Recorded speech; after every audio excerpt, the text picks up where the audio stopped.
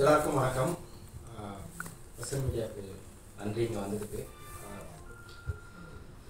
காமு copy கல்யாணத்துக்கு முன் கல்யாணத்துக்கு பின். ஸோ இந்த படத்தில் நான் லீட் ரோலாக பண்ணியிருக்கேன். என் பேர் விக்னேஷ் ரவி. இந்த நான் இங்கே ஸ்டார்ட் பண்ணேன். ஒரு ஜூனியர் ஆர்டிஸ்டாக நான் இங்கே ஸ்டார்ட் பண்ணேன். நான் என்னோட கரியர் ஆக்சுவலி. ஸோ தீரன், நாச்சியார், மாஸ்டர், பேட்டை, தானாக்காரன், விடுதலை, இப்படி பெரிய படங்கள் நான் ஒர்க் பண்ணியிருக்கேன். ஸோ இந்த படம் முதல் படம் எனக்கு. இந்த படத்தில் எனக்கு வாய்ப்பு கொடுத்த புஷ்பநாதன் சாருக்கு ரொம்ப நன்றி. அண்ட் இந்த படம் எனக்கு எப்படி கிடைச்சிதுன்னா, சரண்யா ரவிச்சந்திரன் தான் எனக்கு வந்து இதுக்கு முன்னாடி அவங்களே படம் ஒன்று பண்ணியிருக்கணும். ஸோ அதை பார்த்துட்டு சரி ஓகே இந்த கதை நீங்கள் ட்ரை பண்ணி பாருங்கள் நல்லாயிருக்கும் அப்படின்னு சொல்லி சொன்னாங்க. சரி ஓகே ட்ரை பண்ணுவோம் அப்படின்னு சொல்லிட்டு இந்த ஸ்கிரிப்ட் வாங்கி படித்தோம். இதுக்கு முன்னாடி நான் பண்ண படங்கள் எல்லாமே ரொம்ப ரக்கடான ஒரு படம். லைக் வெற்றிமாறன் சாரோட படத்தில் விடுதலை பண்ணியிருக்கேன். ஸோ தானாக்காரன், இந்த படங்கள் எல்லாருமே வந்து ஒரு மாதிரி ரொம்ப டார்க்கான ஒரு கேரக்டராக இருக்கும் எனக்கு. ஃபர்ஸ்ட் டைம் ஒரு படம் வந்து ஒரு மிடில் கிளாஸ் பையன், சிட்டி சப்ஜெக்ட் அண்ட் ரொமான்டிக்காக இருக்கும். இந்த படம் சரி ட்ரை பண்ணுவோம், நமக்கு ஒரு சேஞ்ச் இருக்கும் அப்படின்னு சொல்லி இந்த படம் ட்ரை பண்ணேன். ஸோ படம் ரொம்ப நல்லா வந்திருக்கு. இந்த கதையில் அன்பு, என்னோட கேரக்டர் நேம் அன்பு. ஸோ அன்பு என்ன பண்ணுறான் அப்படின்னா, இப்போ அன்புன்றது வேற யாரும் இல்லை, நீங்கள் எல்லாரும் தான் அன்பு. ஏன்னா இந்த கதையில் ஒரு பேஷனை நோக்கி ஓடிக்கிட்டு இருக்க ஒருத்தன் தான் லைஃப்பில் இருக்க கமிட்மெண்ட்ஸ், பிரச்சனைகள், இது எல்லாத்துக்காகவுமே கண்ட்ரோல் ஆகி அப்படியே இருக்கான் அதே இடத்துல. ஸோ இவன் பேஷனை நோக்கி ஓடி இவன் ஜெயிக்கிறானா இல்லையா அப்படின்னு தான் கதை. இங்கே நம்ம பார்க்குற சொசைட்டியில் எல்லாருக்குமே இந்த ப்ராப்ளம் ஒன்று இருக்குது. ஸோ ஜெயிப்போமா ஜெயிக்க மாட்டோமா, ஸோ வீட்டில் இருக்க ஃபேமிலி ப்ராப்ளம்ஸ், கமிட்மெண்ட்ஸ், இது எல்லாத்தையும் நோக்கி ஓடிக்கிட்டு இருக்கோம். ஆனால் எல்லாருக்கிட்டையுமே ஒரு தனித்துவம் ஒன்று இருக்குது. ஸோ அதை பற்றி டீட்டெயிலாக நாங்கள் டிஸ்கஸ் பண்ணியிருக்கோம். அண்ட் முக்கியமான ஒரு விஷயம், எல்லா கதையிலுமே வந்து எப்போவுமே ஒரு மேல் வச்சு தான் நம்ம கதையை மூவ் பண்ணுவோம். ஸோ லைக் அவன் கஷ்டப்படுறான், அவன் ஜெயிக்கிறான், ஸோ இவ்வளோ விஷயங்கள். ஆனால் இந்த படத்தில் இன்னொரு விஷயமும் சேர்த்து நாங்கள் ஆட் பண்ணி டீப்பாக டிஸ்கஸ் பண்ணியிருக்கோம், ஃபீமேல்ஸை பற்றியுமே. ஸோ பெண்கள். ஆனால் இந்த படம் பார்த்துட்டு வந்தீங்கன்னா இந்த படம் வந்து நீங்கள் அவங்கக்கிட்ட நீங்கள் திரும்ப பேசணும்னு உங்களுக்கு தோணும், மன்னிப்பு கேட்கணும்னு தோணும். ஸோ அந்த மாதிரியான ஒரு படம் தான் நாங்கள் கொடுத்துருக்கோம். ஸோ கண்டிப்பாக April 4 இந்த படத்தை நீங்கள் தேர்ந்து பாருங்கள்.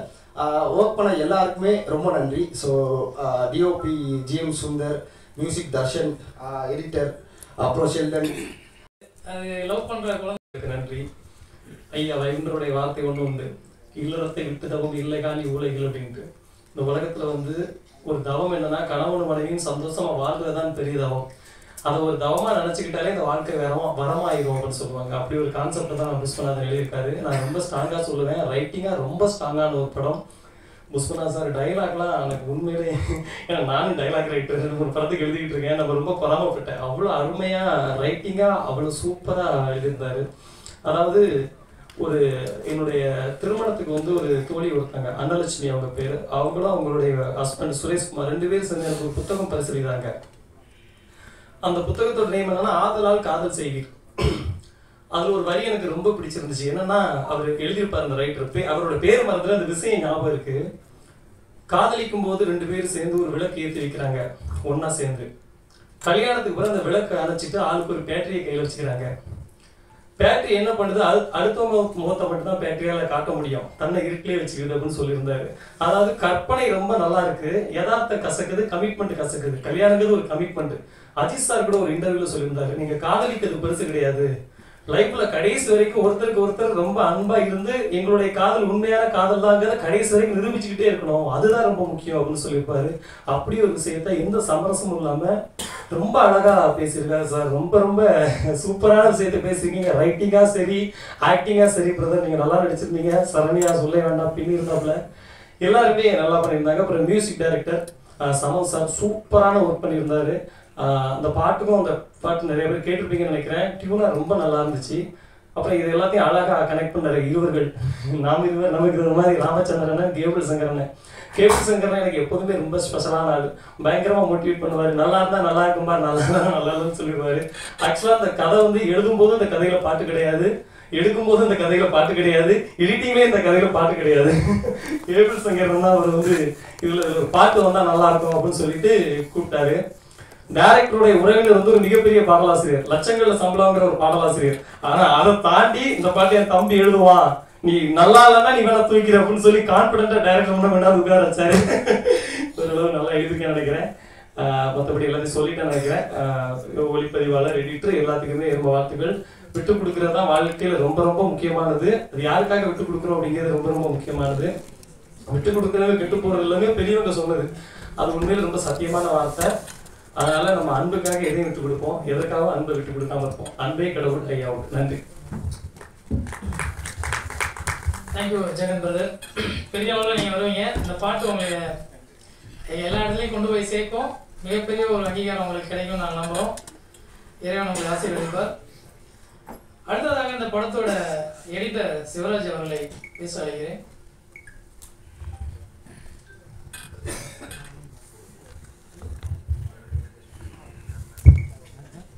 அனைவருக்கும் இனிய மாலை வணக்கம். எனக்கு இந்த ஸ்டேஜிலலாம் பேசி பழக்கம் இல்லை. யூஸ்வலி எப்போவுமே வந்தால் கீழே உட்காந்துட்டு இருப்பேன். முதல் தடவையாக அந்த மேடையத்துக்கு மேலே உட்கார வச்ச விஸ்வநாதனுக்கு என்னோட முதற்கண் நன்றியை தெரிவிச்சுக்கிறேன். அதுக்கப்புறம் இந்த படத்தை இங்கே வந்து சேர்த்து திரு கேபிள் சங்கர் சாருக்கும் ராமச்சந்திர சாருக்கும் என்னோட நன்றியை தெரிவிச்சுக்கிறேன். நான் என்னோடய கெரியரை ஸ்டார்ட் பண்ணும்போது ஒரு எடிட்டர் ஆகணும்னு தெரியல. நான் பாரமேந்திர சார் இன்ஸ்டியூட்டில் தான் ஃபிலிம் மேக்கிங் படித்தேன். ஒரு டேரக்டர் ஆகணுன்ற கனவோட தான் என்னோடய பயணத்தை தொடங்கினேன். அந்த பயணத்தில் தான் விஸ்வநாதனையும் சந்தித்தேன். நாங்கள் பல படங்கள், சில படங்கள் அவருக்கு நான் சினிமோட ஒர்க் பண்ணியிருக்கேன், சில படங்கள் அவருக்கு நான் அசிஸ்டும் பண்ணியிருக்கேன், இப்போது எடிட்டும் பண்ணியிருக்கேன். காதலுக்கு முன் காதலுக்கு பின் வந்து I got this project and ரொம்ப அமேசிங்கான டீம். ஆக்சுவலி சார் ரொம்ப கஷ்டமே கொடுக்கல, ரொம்ப லைவ்லியாக போச்சு. லைக் இது இப்படிதான் இருக்கணும் அப்படிதான் இருக்கணும் அப்படிலாம் இல்லாமல் ஒரு வீட்டில் ஒரு ஹஸ்பண்ட் ஒய்ஃப் எப்படி இருந்தால் எப்படி இருப்பாங்க, ஒரு லவர்ஸ் இருந்தால் எப்படி இருப்பாங்க அப்படின்றத பேஸ் பண்ணி போனோம். ஒரு 6 days நான் ஒர்க் பண்ணேன். அதுக்கப்புறமா என்னோட அசிஸ்டன்ட் ஒர்க் பண்ணாங்க. ஸோ ரொம்ப நல்லா இருந்துச்சு உங்களோட ஜார்னி. அண்ட் ஸோ சப்போர்ட் பண்ணுங்க இந்த படத்துக்கு. மன்னிச்சுங்க, டிராஃபிக்கில் மாட்டிட்டாங்க தான். இங்கே வந்ததுக்காக உங்கள் எல்லாருக்கும் பெரிய தேங்க்ஸ். கண்டிப்பாக படம் பாருங்க, பார்த்துட்டு நீங்கள் உங்களுக்கு பிடிச்ச மாதிரி எழுதிடுங்க. அதுக்கு முன்னாடி எங்கள் டீமுக்கு நான் வந்து ஒரு பெரிய தேங்க் பண்ணணும்னு நினைக்கிறேன். நான் இயக்குனர்கிட்ட ஆரம்பிக்கிறேன். அவர் கூட நான் 2 ஷார்ட் ஃபிலிம் ஒர்க் பண்ணேன். அவர் ஏதோ ஒரு கான்ஃபிடென்ட் வச்சு சொன்னேன், இதை நீங்கள் பண்ணால் நல்லாயிருக்கும்னு சொல்லிட்டு நாங்கள் ஒரு டீமாக எஃபர்ட் போட்டு ரிஹர்சல் ப்ராப்பராக பண்ணி ஒரு ஸ்டேஜுக்கு அப்படியே படத்தை கொண்டு வந்து முடிச்சிட்டோம். ஓகே, படம் முடிச்சிட்டோம், ஆனால் நாங்கள் எப்படி ரிலீஸ் பண்ண போகிறோம் அப்படின்னு ஒன்று இருக்கும்ல. ஸோ எங்களுக்கு ஃபுல் சப்போர்ட்டாக இருந்தது கேபிள் சங்கர் சார் தான். ஸோ சார் இயக்குனருக்கு வந்து ரொம்ப வருஷமாக சார் தெரியும், அதனால அவரோட சப்போர்ட்டில் ஒரு வழியாக கொண்டு வந்துட்டோம். அப்புறம் என் கூட ஒர்க் பண்ணவங்க விக்னேஷ், ரவி, விக்கி, செல்டன், டிஎஸ்கே, பிரியதர்ஷினி, நாங்கள் எல்லாருமே ஒரு விஷயம் மட்டும்தான் நினச்சோம். ப்ரொஃபஸர் இயக்குனர் சார், அதான் விஸ்வநாதன் சார் வந்து இதுதான் நம்ம படம், இதுதான் பண்ண போகிறோன்றதை எங்களுக்கு சொன்னதில் புரிஞ்ச ஒரு விஷயம் கொண்டு வந்தோம். எனக்கு பர்சனலாக இந்த படம் எப்படின்னா, நான் இது வரைக்கும் என்ன நீங்களாம் பார்த்துருப்பீங்க, எப்பவுமே டல்லாக அழுக்கா அப்படியே இருப்பேன். பட் என்ன ஃபஸ்ட் டைம் இப்படி ஃப்ரெஷ்ஷாக இப்படியும் காமிக்க முடியும்னு காமிச்சதுக்காக ரொம்ப நன்றி இயக்குனர் சார். அப்புறம் இன்னொரு விஷயம் என்னன்னா, நிஜமாவே இந்த படம் நடிக்கும் போது தெரியல கல்யாணத்துக்கு பின் அப்படிங்கிறது, கல்யாணத்துக்கு அப்புறம் சில டைலாக்ஸ்லாம் நமக்கே லைஃப்ல இருக்கும். கல்யாணத்துக்கு முன்னாடி அப்படி சொன்னீங்க, இப்போ எப்படி சொல்றீங்க அப்படின்னு நமக்கே இருக்கும். ஸோ ரியல் லைஃப்ல கனெக்ட் பண்ணிக்கிற மாதிரி நிறைய டைலாக்ஸ் எழுதியிருக்காரு அப்படிங்கிறத நான் எக்ஸ்பீரியன்ஸ்ல என்னால் ஃபீல் பண்ண முடியுது. உண்மையாக அது ஒரு விஷயம். ஸோ ஓவரால் படத்தை வந்து எடுத்துகிட்டு வந்து உங்ககிட்ட கொடுத்துட்டோம். படம் பாருங்கள், நாளைக்கு ரிலீஸ். மக்கள் எல்லாருக்கும் இந்த படம் பிடிக்கும் நாங்கள் நம்புகிறோம். ஓவரால் சாருக்கு அண்ட் எல்லாருமே டீமுக்கு, எங்கள் எடிட்டர் பேசுன மாதிரி தர்ஷன், மியூசிக் டைரக்டர், ஓவரால் எங்கள் டீம் எல்லாத்துக்குமே வந்து நான் விஷ் பண்ணிக்கிறேன். நம்ம சேர்ந்து ட்ரை பண்ணுவோம், நல்லதே நடக்கும். Thank you all. பிரசன்ட் மீடியா நான் வழக்கமாக எப்போவுமே சின்ன சின்ன படங்கள்லாம் பார்த்து எதாவது தேடி கண்டுபிடிச்சி உங்கள்கிட்ட நிறைய படங்களை கொண்டு போய் சேர்த்துருக்கேன். அதே போல் இந்த படத்தையும் ஒரு சின்ன படமாக பார்க்கல. எல்லா படமும் நல்ல படம் தான், சின்ன படம் தான், பெரிய படம் தான். ஓரத்தை வச்சு தான் பெரிய படம் சின்ன படம் சொல்கிறாங்க. ஸோ அடிப்படையாக விஸ்வநாதன் வந்து ஷார்ட் ஃபிலிம் டைரக்டரெல்லாம் தெரியறதுக்கு முன்னாடி கிட்டத்தட்ட ஒரு 2013-14 தெரியும் தம்பியை. தம்பி வந்து முதல்ல ஒரு ஷார்ட் ஃபிலிம் பண்ணார், நாய் சேகர் அப்படின்னு. அந்த டைட்டில் ரைட்ஸ் நீ கேட்கலாம் முன்னாடியே வச்சுட்டு. அந்த ஷார்ட் ஃபிலிம் பார்த்துட்டு எனக்கு கெஸ்ட்டாக கூப்பிட்டார். அந்த டைமில் ஒரு காலேஜில் ஒர்க் பண்ணிட்டு இருந்தார். அந்த டைமில் பார்த்துட்டு அதில் கரெக்ஷன்லாம் சொல்லி அதுக்கப்புறம் வந்து நிறைய குறும்படங்கள் கொஞ்சம் கொஞ்சமாக எடுக்க ஆரம்பித்தார். அப்போ நான் என்னுடைய படம் ஃபஸ்ட்டு படம் ஸ்டார்ட் பண்ணும்போது என்கிட்ட அசிஸ்டண்ட்டாக சேரத்துக்கு வந்தார். அந்த டைமில் என் படம் ஸ்டார்ட் பண்ணுறது கொஞ்சம் லேட் ஆனதுனால உடனடியாக நான் வந்து உங்களோட ஒர்க் பண்ண முடியாதுன்னு சொல்லிட்டு கோச்சிட்டு போயிட்டார். கோச்சிட்டு போல பாவம். அவரோட ஒர்க் பண்ண முடியல அந்த டைமில். கொஞ்ச நாள் கழிச்சுட்டு நான் படம் ஸ்டார்ட் பண்ணேன். அவர் வேலைக்கு போய் ஜாயின் பண்ணிட்டார் ஒரு இடத்துல. ஸோ ஒரு சில மாதங்கள் கழித்து அப்புறம் வந்து நான் எப்படியாவது நான் திரும்பி வந்து வேலையெல்லாம் ரிசைன் பண்ணிட்டேன் சார். சினிமா தான் முடிவு பண்ணிட்டேன். இந்த சினிமாவில் நான் ஏதாவது பண்ணியே தீரணும். அதனால் வேலையை ரிசைன் பண்ணிட்டேன் நான். ஏன்னா அந்த மாதிரிலாம் பண்ணேன். அடுத்த வேலை சாப்பாடு ரொம்ப கஷ்டப்படுற தொழில், டேரக்டர் தொழில். ஓடினாலும் சாப்பாடு கிடைக்காது, ஓடாட்டாலும் சாப்பாடு கிடைக்காது. அசிஸ்டன்ட் டேரக்டர் இருந்தால் ரொம்ப கஷ்டம் அது அப்படின்னு சொன்னால், இல்லை சார் நான் ஏதாவது பண்ணியே தீர்வேன்னு நான் வெயிட் பண்ணு, அது வரைக்கும் வேலையெல்லாம் ரிசைன் பண்ண திருப்பி போய் ஜாயின் பண்ணிக்கன்னு சொன்னால் கேட்காம அவர் ஒரு சின்ன படத்தில் ரொம்ப சின்ன படத்துலையுமே மாட்டிக்கிட்டு படத்தில் இருக்கிற வறுமையோட ஒருமைக்கே வறுமையாக வந்தார் திரும்ப. நான் அப்போ அவர்கிட்ட ஒரு கேள்வி கேட்டேன், உனக்கு திருப்பி வேலைக்கு அப்ளை பண்ணால் வேலை கிடைக்குமான்னு கேட்டேன். நிச்சயமாக கிடைக்கும் சார்னாரு. சரி முதல்ல வேலைக்கு அப்ளை பண்ணு, வேலைக்கு போய் ஜாயின் பண்ணிக்கணும். அப்போ என் சினிமானாரு. நான் சொல்கிறது ஒரு 15 வருஷத்துக்கு முன்னாடி தான் சொன்னேன் இல்லையா. இப்போ வயசு இருக்குது, சினிமா எங்கேயும் போகாது, இங்கே தான் இருக்கும். இந்த வெள்ளிக்கிழமைக்கு அப்புறம் வந்து சனி ஞாயிறுன்னு வரும். இந்த சனி ஞாயிறு ஃபுல்லாக சினிமாவுக்கு முடிவு பண்ணிவிடு, உன்னை நேர்ந்து விட்டுக்கோ, அதில் நீ தொடர்ந்து ஏதாவது பண்ணிக்கிட்டே இரு அப்படின்னு சொல்லி மோட்டிவேட் பண்ணேன். நிறைய பேர் வந்து நம்ம சொல்லும் பேச்ச கேட்க மாட்டாங்க. யூஸ்வலாக நானே கூட கேட்க மாட்டேன்ல. அவனுக்கு எதாவது நல்ல நேரமாக கெட்ட நேரமோ கேட்டுட்டாப்புல தம்பி. கேட்டதுனால அவர் போய் ஒரு காலேஜில் ப்ரொஃபஸராக ஜாயின் பண்ணிட்டாரு. ஜாயின் பண்ணதுக்கப்புறம் வந்து உண்மையாகவே வந்து டெடிக்கேஷனாக ஒவ்வொரு சனிக்கிழமை ஞாயிற்றுக்கிழமையில் சினிமாவுக்காக மட்டுமே தொடர்ந்து வேலை செஞ்சுட்டு வந்து ஒரு அசிஸ்டன்ட் டைரக்டராக இருந்தார் அவர். கிட்டத்தட்ட அதுக்கப்புறம் ஒரு 6 ஷார்ட் ஃபிலிம் 7 ஷார்ட் ஃபிலிம்னு நான் புஷ்பநாதன் ஆர்முகம்ன்ற ஒரு பையனை நாய் சேகர்ன்ற ஒரு ரொம்ப அமைச்சரான ஒரு ஷார்ட் ஃபிலிமில் ஆரம்பித்து கொஞ்சம் கொஞ்சமாக அவருக்குன்னு ஒரு ஃபிலிம் லாங்குவேஜை கற்றுக்கிட்டு அதில் வந்து மியூசிக் வீடியோ பண்ணி அப்புறம் வந்து அட்வர்டைஸ்மெண்ட்ஸ் பண்ணி நிறைய விஷயங்களை கொஞ்சம் கொஞ்சமாக அடுத்த லெவலுக்கு வந்தார். வந்து முடிச்சுக்கும்போது என்ன பண்ணுறது, வயசாகிடுச்சு, கல்யாணம் பண்ண வேண்டியதாக போச்சு. சரி அப்போவும் என்ன பண்ணார், கல்யாணம் பண்ணிட்டாரு. கல்யாணம் பண்ணி 2 குழந்தைகள் இருக்குது அவருக்கு. ரொம்ப சந்தோஷமான விஷயம் என்னென்னா, அவங்க ஒய்ஃப் வந்து இவங்களுக்கு சப்போர்ட் பண்ண ஆரம்பிச்சார். இவர் வந்து நடுவில் வந்து டாக்டர் பட்டம்லாம் வாங்கிட்டாரு, பிஹெச்டிலாம் பண்ணி. அவர் சர்வைவல் பண்ணுறதுக்கான விஷயத்தை எல்லாத்துக்கும் சரி பண்ணிவிட்டு நான் வேலையை ரிசைன் பண்ண போகிறேன், சினிமா தான் என் முயற்சின்னு சொல்லிட்டு ஃபுல் ஃப்ளெஜ்டாக இறங்கிட்டார். இறங்கி நல்ல வேலை எங்கிட்ட அசிஸ்டன்ட் டேரக்டர் வேலை செய்தார். வேறு நல்ல பெரிய டேரக்டர்கிட்ட வேலை செஞ்சார். நிதிலன்கிட்ட வந்து இந்த படத்தில் நம்ம மகாராஜாவில் வந்து அசோசியேட் ஒர்க் பண்ணார். இதுக்கு நடுவில் வந்து ஒரு நாள் வந்து என்கிட்ட ஒரு அப்பப்போ என்ன பண்ணுவாருன்னா இன்னொரு வேலை பண்ணுவார். சார் ஒரு ஷார்ட் ஃபிலிம் எழுதுகிறேன், கதை அனுப்புகிறேன்னாரு. கதை அனுப்பிச்சோன்னா அதில் ஒரு கேரக்டர் வந்து நீங்கள் தான் நடிக்கிறீங்கன்னு சொல்லுவார். ஆனால் இன்னி வரைக்கும் என்னை நடிக்க வச்சதே இல்லை. இந்த படத்தில் கூட ஒரு கேரக்டருக்கு வந்து நீங்கள் தான் இருக்கீங்கன்னு சொன்னாப்போ நானும் வந்து ரீரேக்கெல்லாம் போட்டு பார்த்துருந்தோம். கடைசி வரைக்கும் என் நடிக்க வைக்கல அவர். சரி ஓகே நம்ம பையன் வந்து படம் விட்டாச்சு. அந்த படம் முடிச்சிட்டேன் அப்படின்னாரு.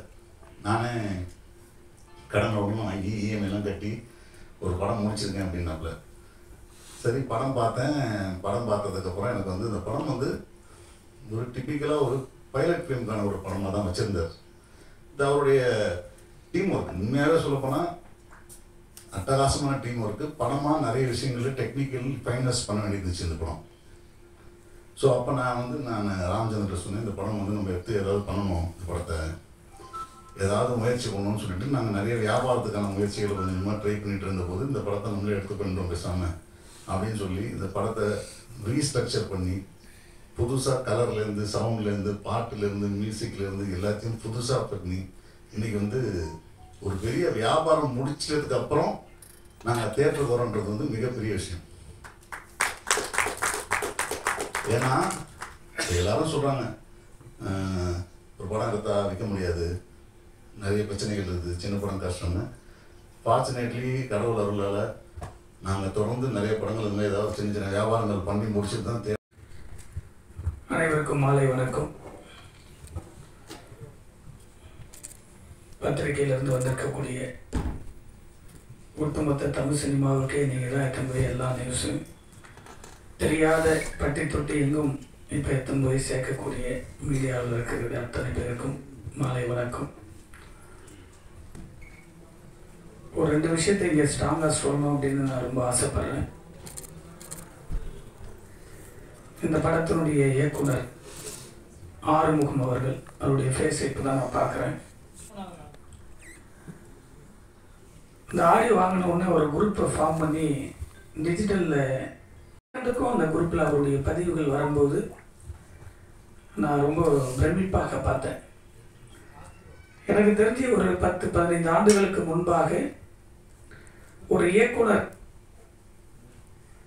ஆக வேண்டும் என்று சினிமாவை நம்பி சினிமாவை தேடி ஒரு உதவி இயக்குநர்கள் வருகிற போது ஒரு மூத்த இயக்குநர்களை போய் சந்திப்பது, அவர்களிடத்தில் வேலை செய்வது, அவர்களிடம் இருக்கக்கூடிய அனுபவத்தை கற்றுக்கொண்டு படம் தயாரிக்க வேண்டும் என்பதுதான் நம்மளுடைய கனவுகளாக எல்லாரும் வருவாங்க.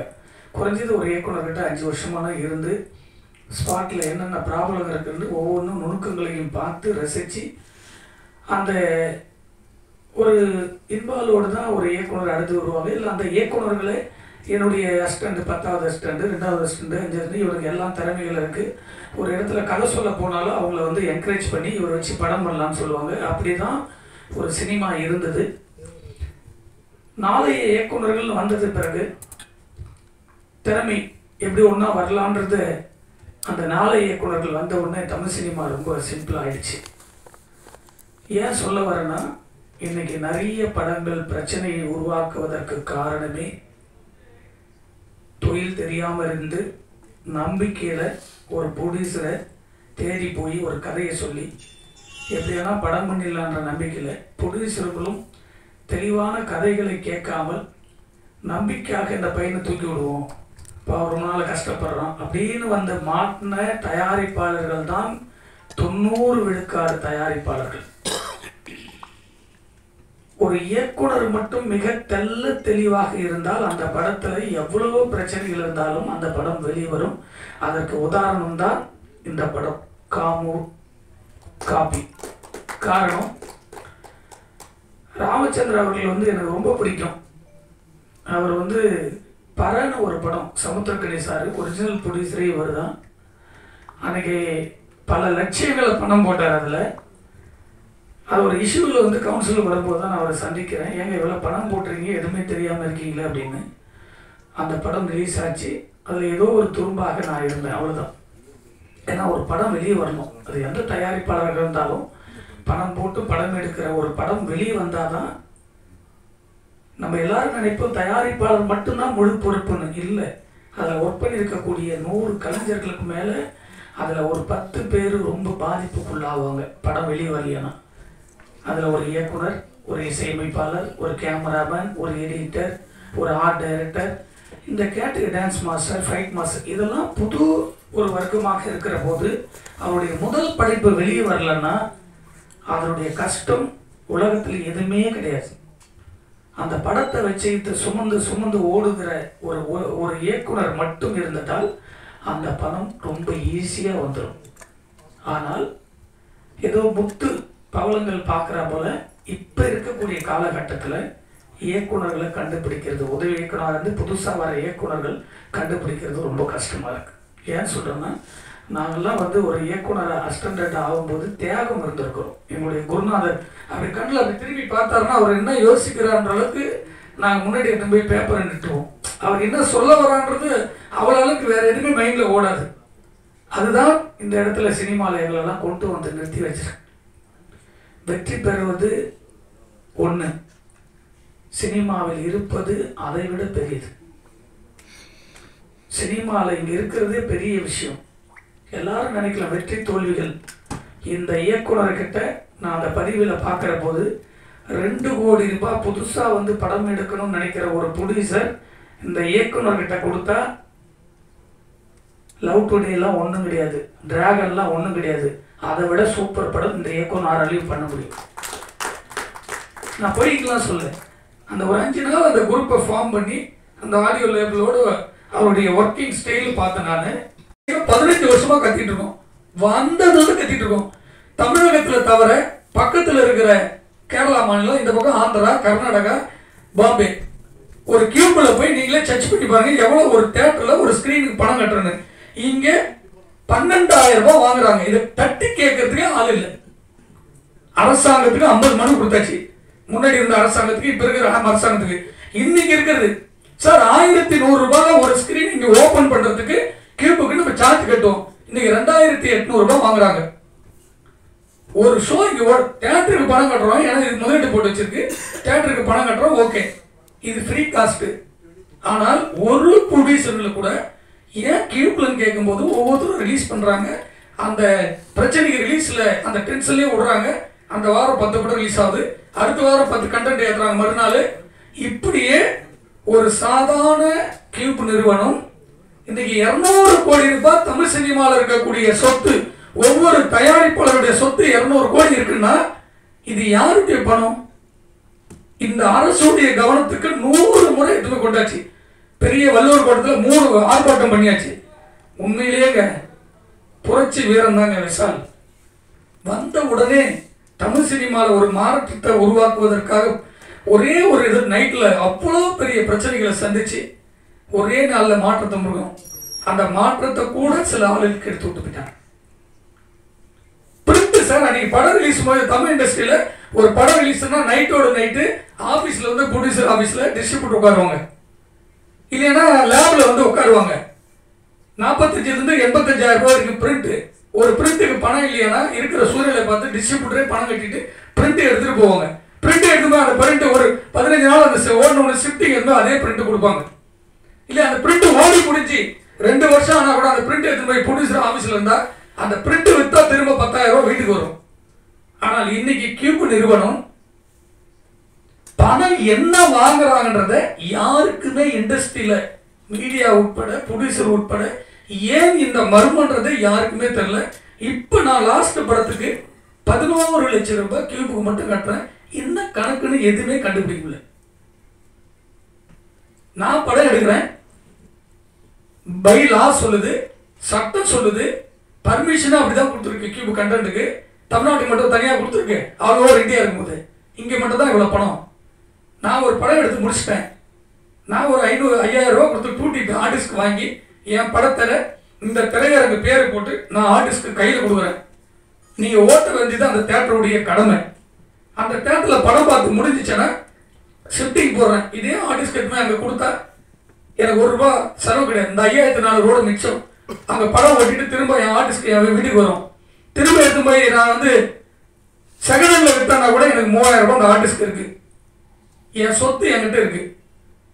இப்போ நம்ம எல்லாருமே பெப்சியோ ப்ரொடியூசர் கவுன்சிலோ அடிச்சுட்டு இருக்கு பிரச்சனை தான் பார்த்துட்டு இருக்கோம். ஒட்டுமொத்த தொழிலாளர்கள் ஒரு படத்தினுடைய சம்பளமே 15% தான். இது யாருமே உணரல. ஒட்டுமொத்த ஒரு படத்தில் என்ன நடக்குதுன்னா 15 விழுக்காடு தான் தொழிலாளர்களுக்கு சம்பளமா போகுது.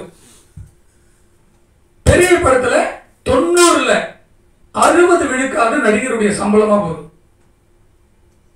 ஆனால் ரிலீஸில் இருக்கிற இதில் அதே மொத்த தொழிலாளருக்கு போகிற 15% விட 100 தேட்டர் போட்டிங்கன்னா ஒரு வாரத்துக்கு 15 லட்சம் இல்லாமல் நீங்கள் படம் ரிலீஸ் பண்ண முடியாது. Only cube. இதே 2 வாரம் மட்டும் இன்னொரு 6 லட்சம் கட்டணும். இந்த 10 லட்சம் கட்டுற பணம் கூட என் ப்ரொடியூசருக்கு வராது. உதாரணத்துக்கு இவருக்கு 30 தேட்டர் கொடுக்குறாங்க, 30 தேட்டருக்கு நாளைக்கு பணம் கட்டுறாரு, அந்த தேட்டர் வரலன்னா கூட அவருக்கு அந்த அப்படியே போகும், நோ சார்ஜ். இது தமிழகத்தில் மட்டும்தான் இவ்வளவு பெரிய ஒரு தெல்லாலங்கடி வேலை நடக்குது. தயவு செஞ்சு ஊடகத்தில் இருக்க ஒட்டுமொத்த என்னுடைய சொந்தங்களுக்கு, சினிமா சொந்தம் தான் நீங்களும், இதனுடைய ஆராய்ச்சி யாருமே பண்ண முடியல. எந்த ஆர்டிக்கலும் வரமாட்டேங்குது. எவ்வளோ முறை கம்ப்ளைண்ட் பண்ணியாச்சு, ஆர்ப்பாட்டம் பண்ணியாச்சு. எங்களுடைய ப்ரொடியூசருடைய சொத்து ரிலீஸ் நைட்டு நெரிக்கப்பட்டு ஒவ்வொருத்தரும் கியூப்ல பணம் எடுக்க ரிலீஸ் ஆக மாட்டேங்குது. இப்படிதான் சின்ன படத்துலேருந்து பெரிய படம் வரைக்கும் நடக்குது. தயவு செஞ்சு இது போல சின்ன படத்துக்கெல்லாம் கண்டென்ட்டுக்கெல்லாம் பணமே கேட்கக்கூடாது. வெறும் கவுன்சிலில் போட்டிருக்குது 50 படத்துக்கு 3 லட்சம் ரூபாய் கட்டணும்னு போடணும். ஆனால் 3 லட்சம் இல்லை. கிட்ட போய் நிற்கும் போது இந்த சார்ஜ் 5 சார்ஜுன்னு போட்டு நீ 50 தேட்டர் போட்டாலும் 10 தேட்டர் போட்டாலும் 2,80,000 ரூபாய் கியூப்லேருந்து கட்டினாதான் அந்த படம் ஓப்பன் ஆகுது. அது என்ன கணக்குன்னு யாருமே கண்டுபிடிக்க முடியல. அப்படி நசுக்கப்படுறதுனால தான் சின்ன படங்கள் 100 தேட்டர் போகிறதுக்கு 50 தேட்டர் போகிறதுலாம் யோசிக்க வேண்டிய சூழ்நிலை. ஏன்னா எல்லா படமே போட்டு முடிச்சாச்சு, லாஸ்ட்டில் கட்டுறதுக்கு கூட நிற்காத போது என்ன கவலைகள் இருக்கும். அப்படி தான் ஒரு படங்கள் இருக்குது. தயவு செஞ்சு சினிமாவில் இருக்க மொத்த கலைஞர்களும் ஒரு பெரிய எழுச்சி அந்த கியூபுக்காக பண்ண வேண்டிய சூழ்நிலை இன்னைக்கு இருக்குது.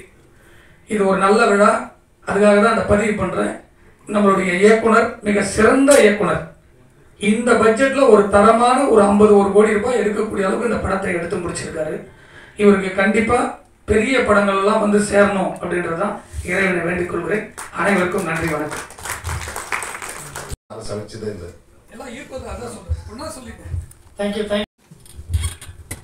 அனைத்து ஊடக நண்பர்களுக்கும் மற்றும் இயக்குனர், கதாநாயகன், கதாநாயகி, இசையமைப்பாளர், அதுக்கப்புறம் தொழில்நுட்ப கலைஞர்கள், கேபிள் சந்தோஷ் சார், எல்லாருக்கும் என்னுடைய வணக்கம். ராமச்சந்திரன் சார், வணக்கம் சார். பேர் தெரியும், மனசுக்கு சார். திடீர்னு பேச சொல்லிட்டாங்க. ஏதோ வைவாக்கு ஸ்டாஃப் முன்னாடி நிற்கிற மாதிரி இருக்குது. ஏன்னா உங்கள்கிட்ட கொஞ்சம் ஜாக்கிரதையாக தான் பேசணும். என்ன பேசுகிறதுன்னு தெரியல. ஆனால் இருந்தாலும் எங்களுடைய முதல் முயற்சி, என்னுடைய கல்லூரி சீனியர் புஷ்பநாதன் ஆறுமுகம் சார் வந்து என்னுடைய கல்லூரி சீனியர். நான் இப்போ விஜய் டிவிலலாம் அந்த கலக்கப்போது யாரிலலாம் கலந்துட்டுருக்கேன். அதுக்கு முன்னாடி இருந்தே பழக்கம். ஸோ இந்த தியேட்டர்லாம் பண்ணிட்டு இருக்கிறப்ப இந்த படத்தில் ஒரு நல்ல வாய்ப்பு ஒன்று கொடுத்தாரு. எனக்கு எப்படியாச்சும் காமெடி பண்ணோம் அப்படின்னு நினச்சிட்டு வந்தால் ஒரு பயங்கரமான ஒரு வில்லன் ரோல் மாதிரி ஒன்று கொடுத்துட்டாரு. வில்லன் ரோல்னா சும்மா ஸ்மூத்தாக தான் இருக்குது. ஆனால் பின்னாடி இருந்து எல்லாம் சாபம் விட்டுக்கிட்டு இருக்காங்க. நல்லாவே இருக்க மாட்டேன், நாசமாக போயிடுவான்ட்டு திரும்பி பார்க்குறேன், என்னைய தான் திட்டுறாங்களான்ற மாதிரி. ஆனால் ரொம்ப உயிரோட்டமான எல்லா கதாபாத்திரமும் அப்படி தான் இருக்கும். நீங்கள் படம் பார்க்குறப்பே தெரியும், இது நம்ம கணேஷ் மாதிரி இருக்காரு, இவர் நம்ம பாபு மாதிரி இருக்காரு, நம்ம இவர் மாதிரி இருக்காருன்ட்டு எல்லாத்தோடையுமே கனெக்ட் பண்ணுற மாதிரியான ஒரு கதாபாத்திரத்தை வடிவமைச்சு ரொம்ப குறைஞ்ச நாட்களில்.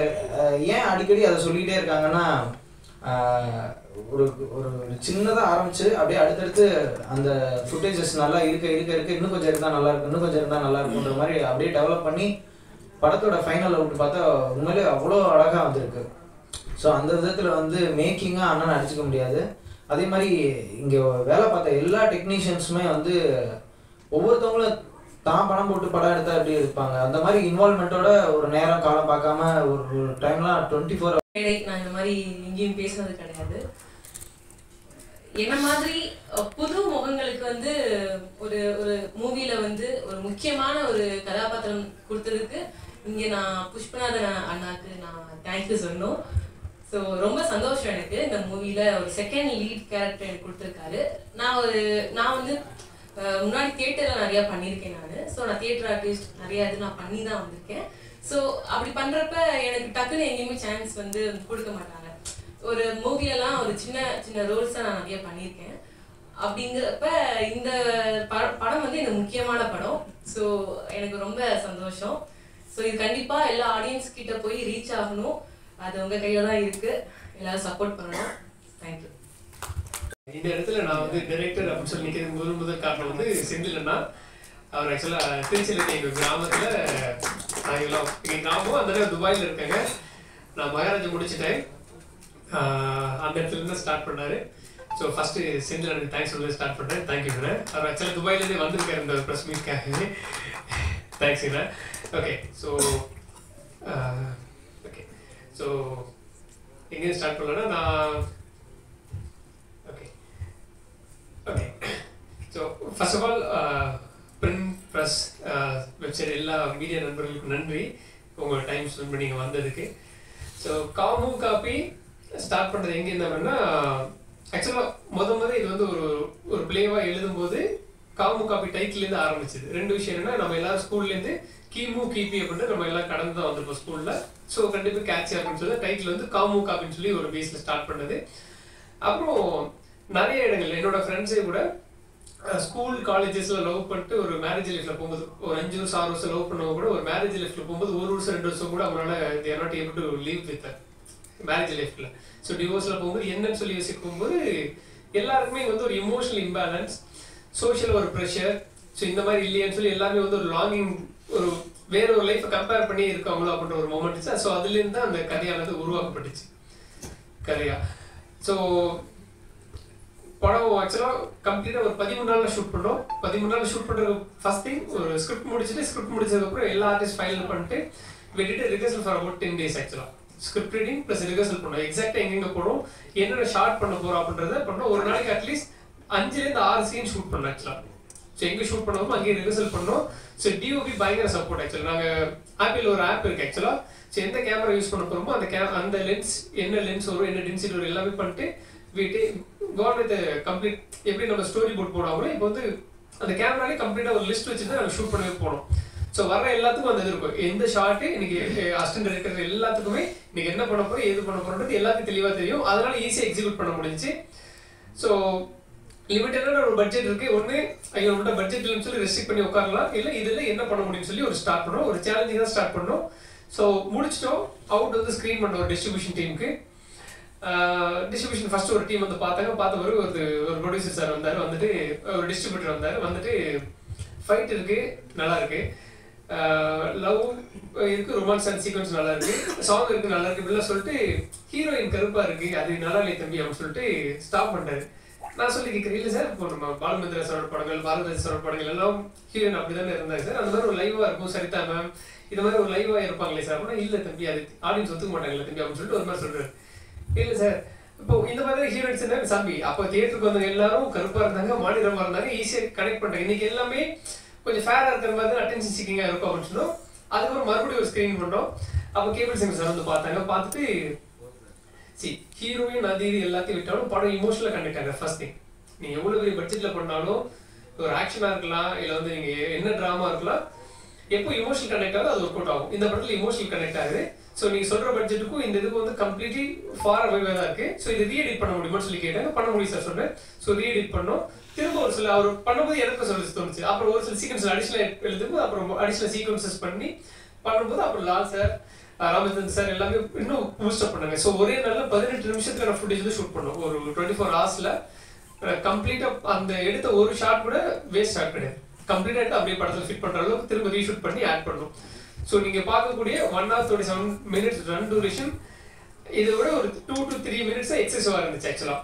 ஸோ இது வந்து எங்கே இருந்துச்சுன்னா 2 விஷயம். ஸ்கிரிப்டிங்காக நான் டைரக்ட் நித்தின் சாரோட மகாராஜா ஒர்க் பண்ணிருக்கேன். ஸ்கிரிப்டிங் அவர் கன்வின்ஸ் ஆகிற வரைக்கும் கேட்டுட்டு அதை போட்டு அடிச்சு துவைச்சு அப்படியே கொண்டு வரும். நம்மள்ட்ட கொண்டு வந்து சொல்லும் போதே அதனால தான் ஸ்கிரிப்ட்லேயே இருக்கும். எக்ஸாக்டாக எடிட் பேட்டர்ன் எங்கேவா இருக்கும், அடுத்த லுக் அண்ட் பேட்டர்னாக இருக்கும், சில இது ஷார்ட் டிவிஷனாகவும் இருக்கும். இது என்ன நரேட் பண்ணுற போதுக்குள்ள அவர் சொல்லிட்டு வரும். அடுத்தது கொட்டேஷன் கேங்ன்ற ஒரு படத்தில் வந்து நான் அசிஸ்டன்ட் டைரக்டரும் ப்ரொடக்ஷன்லேயே ஒர்க் பண்ணேன். ஸோ ஒரு நாள் ஷூட் போகும்போது 26 லட்சம் என் கையில் கொடுத்துருவோம். கிட்டத்தட்ட ஒரு 13 நாள் நான் ஃபுல்லாக ஹேண்டில் பண்ண. பண்ணும்போது ஒரு நாள் லைட்டுக்கு எவ்வளோ தேவைப்படும், டெக்னீஷியன் எவ்வளோ தேவைப்படும், கேமரா முன்னாடி சாப்பாடு அப்படி என்கிட்ட தெரிஞ்சதுனால தான் இது பண்ண முடிஞ்சிச்சு. நிறைய பேர் கேட்பாங்க ஆக்சுவலாக அசிஸ்டன்ட் டைரக்டர் இருந்தால் தான் படம் பண்ண முடியுமான்னு சொல்லிட்டு. ஆக்சுவலாக அசிஸ்டன்ட் டைரக்டர் இருந்தால் தான் படம் பண்ண முடியும் அப்படின்னு கிடையாது. நல்ல ப்ரொடியூசர் இல்லை நல்லா இன்வெஸ்ட் பண்ணுற ஆட்கள் வந்து கண்டிப்பாக பண்ண முடியும். ஆனால் இப்போ நான் பர்சனலாக பார்க்குறது வந்து நான் யாரும்